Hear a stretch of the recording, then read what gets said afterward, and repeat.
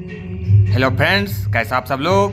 तो फ्रेंड्स, आज के वीडियो में हम लोग छत्तीसगढ़ बोर्ड क्लास 10 इंग्लिश का प्रैक्टिस सेट ए देखेंगे। विषय को practice set A B C में उपलब्ध होगा दोस्तों, जिसको आपको अनिवार्य रूप से तैयार कर लेना, जो कि आपके बोर्ड एग्जाम में 100% सही क्वेश्चन आएंगे। यहाँ से आपका 70 नंबर बिल्कुल पक्का है।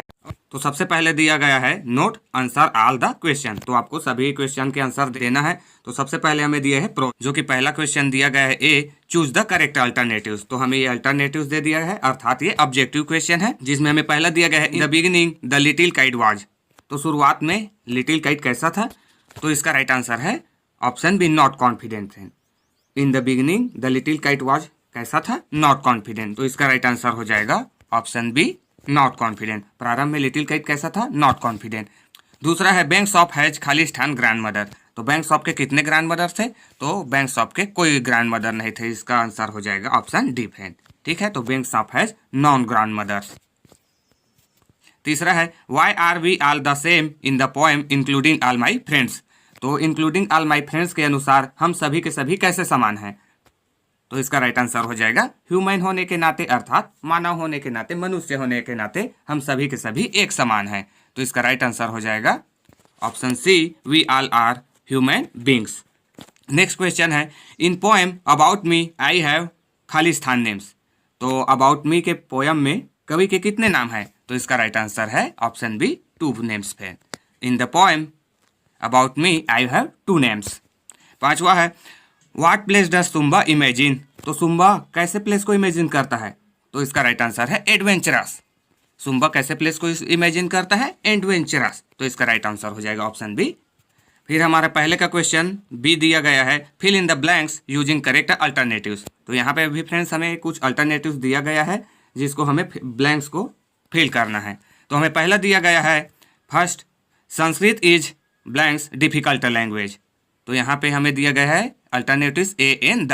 तो यहाँ पे क्या आ जाएगा फ्रेंड? तो यहाँ पे आ जाएगा ए। ये आर्टिकल का क्वेश्चन है और आपको अपने बोर्ड में आर्टिकल का एक क्वेश्चन देखने को ही मिलेगा।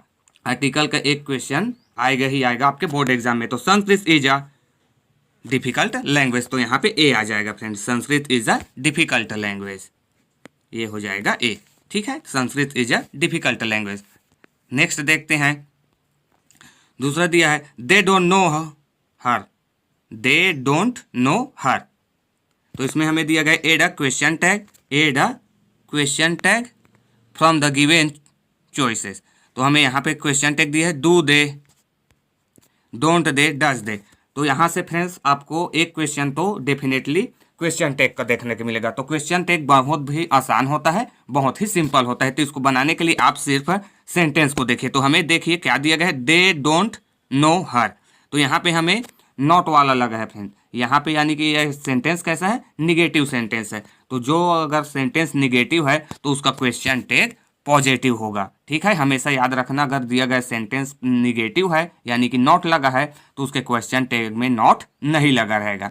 और अगर दिया गया सेंटेंस में नॉट नहीं लगा है यानी कि वो पॉजिटिव है तो उसका क्वेश्चन टैग क्या हो जाएगा? उसका क्वेश्चन टैग निगेटिव हो जाएगा, यानी कि जस्ट उल्टा। तो इसमें हमें दिख रहा है नॉट, तो हमारा जो क्वेश्चन टैग होगा वो नॉट उसमें नहीं होगा। तो देखिए किसमें है, डू दे। तो ये हो सकता है फ्रेंड, ये हो सकता है। और क्या दिया है, डोंट दे। तो इसमें तो ऑलरेडी नॉट लगा है तो ये हम नॉट वाला नहीं लेंगे। और थर्ड दिया है डज दे। तो क्या होगा इन तीनों में से? तो ये डोंट दे तो हम यहीं से काट सकते हैं, नहीं होगा चूंकि ये निगेटिव में है। तो फिर डू दे और डज दे में से कोई एक होगा। तो इनमें से कौन होगा? तो देखिए यहाँ पे हमें दिया है दे, और दे क्या होता है? बहुवचन। तो बहुवचन के साथ बहुवचन क्रिया रहेगा। तो बहुवचन क्रिया कौन सा होता है? डू होता है। तो इसका मतलब क्या हो जाएगा? यही इसका राइट आंसर हो जाएगा, do they. They don't know her, तो इसका राइट आंसर हो जाएगा डू दे। ठीक है, तो हमेशा याद रखना कि जो सेंटेंस दिया गया सेंटेंस निगेटिव है तो उसका क्वेश्चन टैग पॉजिटिव होगा। ठीक है, और अगर पॉजिटिव है तो निगेटिव होगा। बस यही दो ही चीज़ याद रखना है आपको। तो यहाँ से आपका क्वेश्चन टैग बन जाएगा। नेक्स्ट क्वेश्चन है तीसरा, is there blanks new student in the class. Is there blanks new student in the class. तो इसमें हमें यूज करना है एनी, सम, मच। तो क्या आएगा? तो यहाँ पे आ जाएगा तीसरे में एनी। चूंकि दिया गया सेंटेंस इंट्रोगेटिव है, प्रश्नवाचक है, तो प्रश्नवाचक में हमेशा एनी का यूज होता है। ठीक है, किसका यूज होता है? एनी का। दिया गया सेंटेंस कैसा है? प्रश्नवाचक है। क्या होगा इसका हिंदी में मीनिंग? क्या क्लास में कोई नया विद्यार्थी है? क्या क्लास में कोई नया विद्यार्थी है? तो ये एनी का मतलब होता है कोई, तो यहाँ पे आ जाएगा is there any new student in the class. Is there any new student in the class. Next है Abdul reaches home blanks 6 PM every day. तो इसमें हमें अल्टरनेटिव दिया गया है 8 ऑन इन। तो हमेशा समय के लिए 8 यूज होता है फ्रेंड, तो इसमें क्या आ जाएगा Abdul reaches home at 6 PM every day. Abdul रोज 6 बजे घर पहुंचता है। ठीक है, तो Abdul reaches home at 6 PM every day. Next है पांचवा blanks the speech in dead he went him. तो इसका राइट आंसर हो जाएगा वेन। इसमें क्या आ जाएगा when the speech in dead, जब भाषण समाप्त हुआ ही वेंट हिम। तो इसका राइट आंसर हो जाएगा, इसमें आ जाएगा when friend. When the speech in dead, जब भाषण समाप्त हुआ ही वेंट हिम, वह उसके पास गया। ठीक है, तो ये हो गया फिलिंग द ब्लैंक्स गए। तो ऐसे ही क्वेश्चन आपको देखने को मिलेगा अपने बोर्ड एग्जाम में फ्रेंड। ठीक है ना, इसमें से भी क्वेश्चन आ सकता है या फिर आपको ऐसे ही सम एनी मेनी और क्वेश्चन टेक इसी सभी का क्वेश्चन आपको देखने को मिलेगा। तो ये सभी के सभी क्लियर हैं, अच्छे से समझ गए होंगे। अब आइए हम लोग मैच कॉलम्स देखते हैं, जो कि सी में दिया गया है मैच कॉलम्स। कॉलम ए को कॉलम बी से हमें मैच करना है। तो कॉलम ए में हमें पहला दिया है she lived in Goa. She lived in Goa, वह गोवा में रहती थी। तो इसका राइट आंसर हो जाएगा before she shifted to Delhi. पहले का दिल्ली से शिफ्ट होने से पहले गोवा में रहती थी। तो क्या हो जाएगा she lived in Goa before she shifted to Delhi, वह दिल्ली से शिफ्ट होने से पहले गोवा में रहती थी। दूसरा है we arrived late for the show. हम लोग शो में देरी से पहुंचे। क्यों पहुंचे? Because my friend had gone to visit his uncle, क्योंकि मेरा दोस्त अपने चाचा को देखने गया था। तो इसका राइट आंसर हो जाएगा तो we arrived late for the show because my friend had gone to visit his uncle. तो ये इसका आंसर हो जाएगा। तीसरा है the grass was yellow. The grass was yellow, grass यानी कि घास पीला था। क्यों पीला था?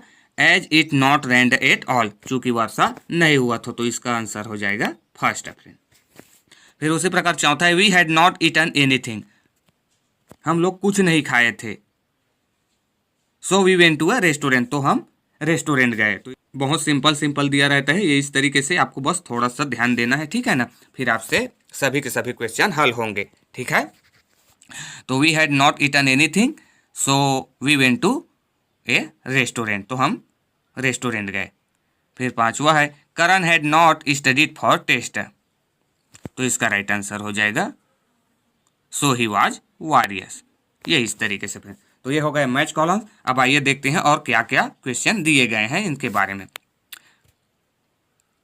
तो नोट करके हमें दिया गया question number 2 to 6 are based on the following passage. तो 2 से 6 क्वेश्चन इस पैसेज के ऊपर डिपेंड है। तो फ्रेंड आपको अनसिम पैसेज और सिम पैसेज तो क्वेश्चन आएगा ही आएगा। तो ये भी बहुत सिंपल होता है, इसको बस आपको ध्यान से पढ़ना है और नीचे दिए गए क्वेश्चनों को आपको आंसर देना है। ठीक है, नीचे दिए गए क्वेश्चनों के आपको आंसर देना है, जो कि 2 से 6 दिया गया है। तो आपको इस पैसेज को अच्छे से पढ़ लेना है और नीचे दिए गए प्रश्नों के उत्तर देना है। ठीक है, हम आगे बढ़ते हैं। यहाँ पे फिर हमें नोट करके दिया है answer the following question number 7 to 10 in 2 or 3 sentence each.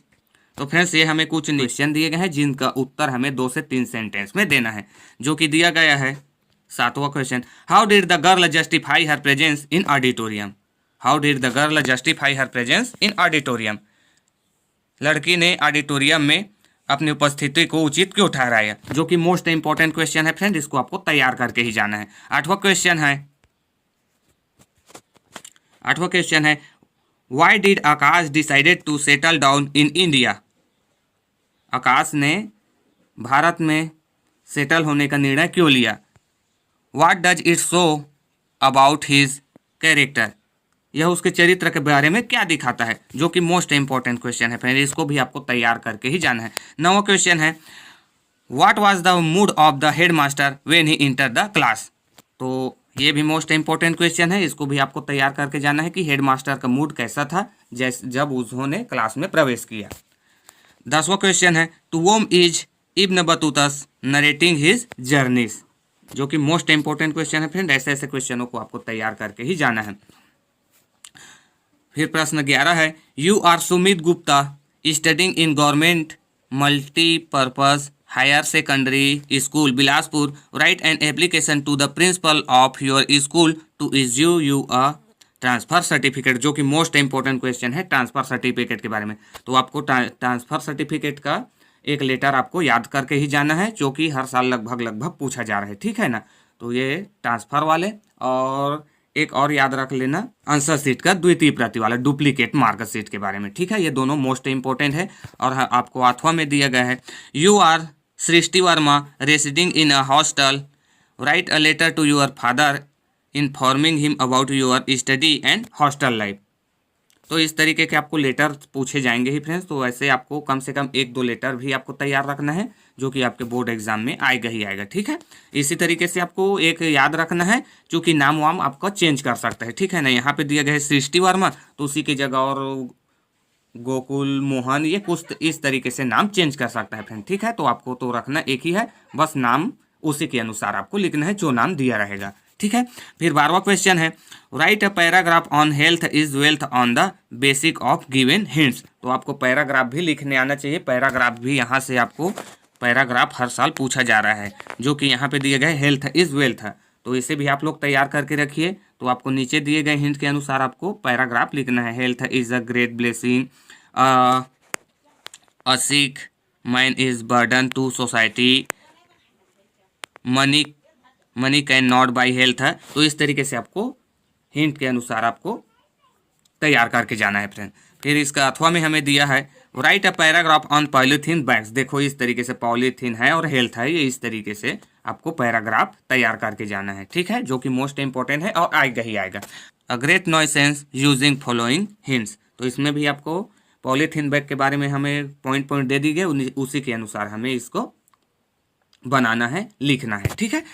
प्रश्न 13 दिया है, you are cultural secretary of your school, write a notice for board inviting names of the student interested to participate in the programmes such as dances, plays, songs and ETC।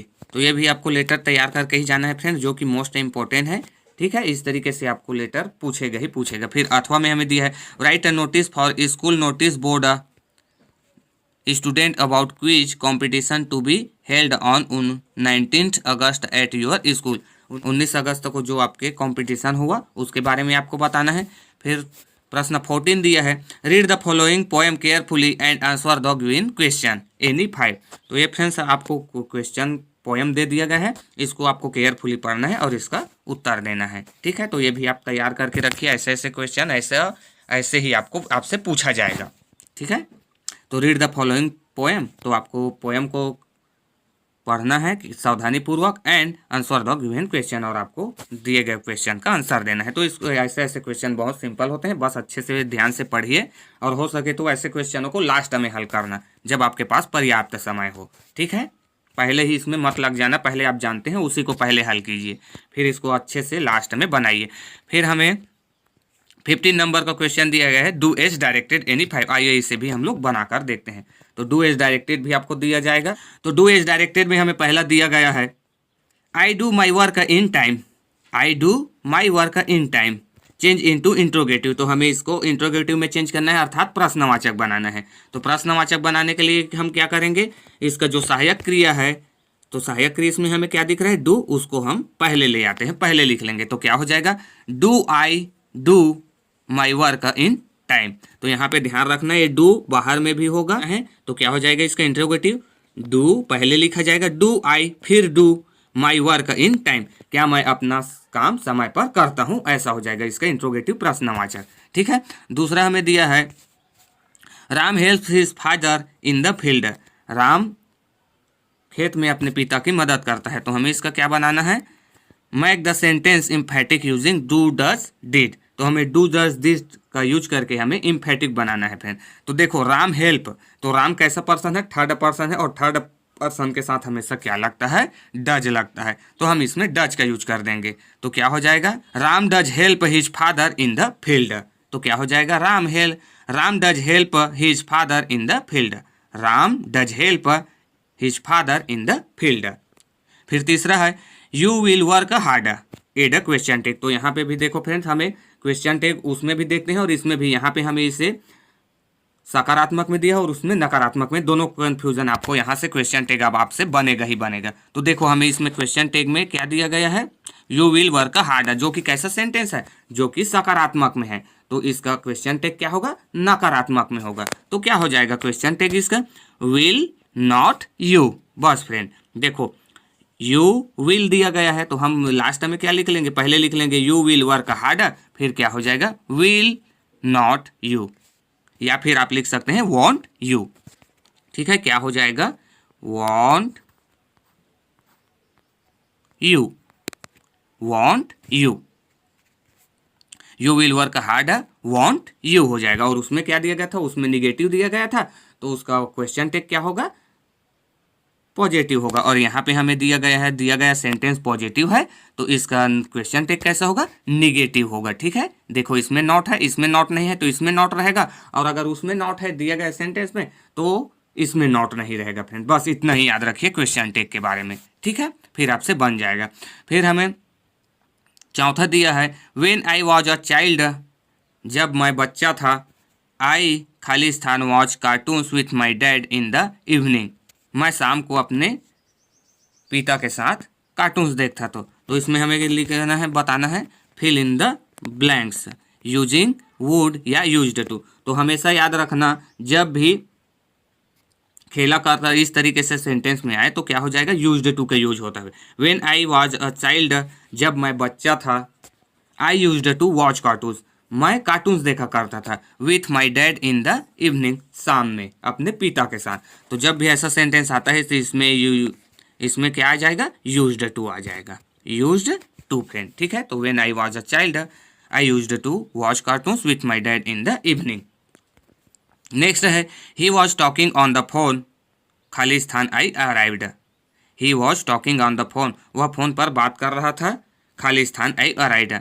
तो यहाँ पे क्या आ जाएगा, जब मैं पहुंचा, अराइव मतलब होता है पहुंचना और अराइव्ड मतलब पहुंचा। तो जब मैं पहुंचा, तो जब किस में आता है तो हमें यूज करने के लिए कहा गया वाइल एंड व्हेन, तो क्या आ जाएगा फ्रेंड, तो इसको तो आप भी बता सकते हैं क्या होगा, यहाँ पे व्हेन आ जाएगा। ही was talking on the phone when I arrived, वह फोन पर बात कर रहा था जब मैं पहुंचा। ठीक है, फिर छठवां दिया गया है, he took his breakfast at 8 AM, he took his breakfast at 8 AM, change into negative sentence. तो इसे हमें नेगेटिव, इंट्रोगेटिव ये सभी चेंज करने आपको आने चाहिए। ठीक है, तो यहाँ पे चेंज करने के लिए इसे नेगेटिव में चेंज करेंगे, नेगेटिव अर्थात नॉट लगाएंगे। तो देखो क्या हो जाएगा, तो ही टूक, जो कि टूक टेक का सेकंड फॉर्म है, तो यहाँ पे क्या हो जाएगा फ्रेंड, यहाँ पे हम लिखेंगे ही, चूंकि ये पास्ट इंडेफिनिट टेंस में है, तो पास्ट इंडेफिनिट टेंस में नॉट लगाने से पहले क्या आता है, डीड आता है। तो क्या हो जाएगा ही, और ये टूक टेक का सेकंड फॉर्म है, तो he did not, he did not, और इस टूक का हो जाएगा take, he did not take his breakfast at 8 AM हो जाएगा फ्रेंड। ठीक है, समझ में आ गया, he did not take his breakfast at 8 AM। ठीक है, ये इस तरीके से आपको बनाना है। आइए नेक्स्ट क्वेश्चन देखते हैं। 16वां दिया है, read the following passage carefully and answer the given question. तो ये देखो फ्रेंड्स, आपको सीन पैसेज अनसीन पैसेज दोनों आएगा, और ये बहुत सिंपल होता है, आपको बस अच्छे से इसे ध्यान से पढ़ना है और नीचे दिए गए क्वेश्चन को का आंसर देना है। ठीक है, तो इसे आपको ध्यान से और हो सके तो अंत में बनाने की कोशिश करना। फिर आपको 17वां क्वेश्चन है, right an essay on one of the following topics. तो आपको किसी एक विषय पर निबंध लिखना है, जो कि इनमें से सबसे महत्वपूर्ण है वंडर ऑफ साइंस फ्रेंड, जो कि हर साल लगभग पूछा जा रहा है। ये तो आप हमेशा तैयार रखिए वंडर ऑफ साइंस। कुछ भी नाम दे सकता है आपको फ्रेंड्स, आपको कंफ्यूजन नहीं होना है। यही नहीं कि वंडर ऑफ साइंस के नाम से ही लिख कर आएगा, नहीं, कुछ भी और लिखा रहेगा और उसके लास्ट में लिखा रहेगा साइंस। तो साइंस जैसे ही आपको लिखा हुआ मिल जाए, आप समझ जाना कि वो वंडर ऑफ साइंस है और आपको लिखना ही है। ठीक है, और दूसरा माई हॉबी, इन दोनों को आपको तैयार करके ही रखना है। पहला है वंडर ऑफ साइंस और दूसरा माई हॉबी और तीसरा है इंडियन फेस्टिवल। ठीक है, तो इन तीनों में से किन्हीं दो को आपको तैयार करके ही रखना है, थैंक्स फॉर वॉचिंग।